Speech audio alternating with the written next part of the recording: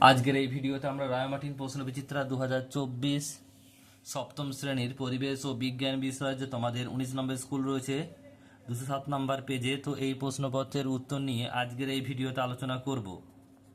একের দাগের প্রশ্ন কি বলছে, সঠিক উত্তরটি নির্বাচন করো। একের এক, অচুম্বক পদার্থ হলো কাঠ, অপশন নাম্বার ডি। নেক্সট প্রশ্ন, তড়িতের সুপরিবাহী পদার্থ হলো লোহা, অপশন নাম্বার বি। টর্চের সেলকে বলা হয় প্রাইমারি সেল, অপশন নাম্বার এ।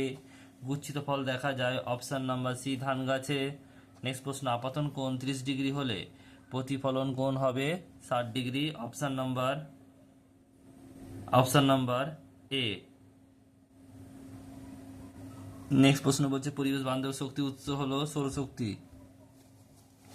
নেক্সট প্রশ্ন পরেরটা বলছে, দেখো একেরটা বলছে অতি সংক্ষিপ্ত উত্তর দাও। একেরটা বলছে এটিএম এর পুরো কথা কি, এটা হবে অটোমেটেড টেলার মেশিন। কি হবে এখানে দেখে নাও, AUTOMA, automated teller, TELLER, teller machine, MECHINE, automated teller machine. Next প্রশ্ন পরেরটা বলছে, দেখো দুই একটা মূলের ডগায় টুপির মতো অংশ কি বলে, মূলত্র। নেক্সট প্রশ্ন বলছে ফুলের কোন অংশ ফলে পরিণত হয়, ডিম্বাশয়। নেক্সট প্রশ্ন বলছে অমসৃণ তলে আলোয় কি ধরনের প্রতিফলন ঘটে, বিক্ষিপ্ত প্রতিফলন ঘটে।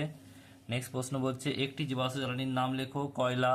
নেক্সট প্রশ্ন, ইলেকট্রিক কলিং বেল কি ধরনের চুম্বক ব্যবহার করা হয়, তড়িৎ চুম্বক। নেক্সট প্রশ্ন পরেরটা বলছে ইলেকট্রিক ইস্ত্রিতে কি তার ব্যবহার করা হয়, নাইক্রোম তার।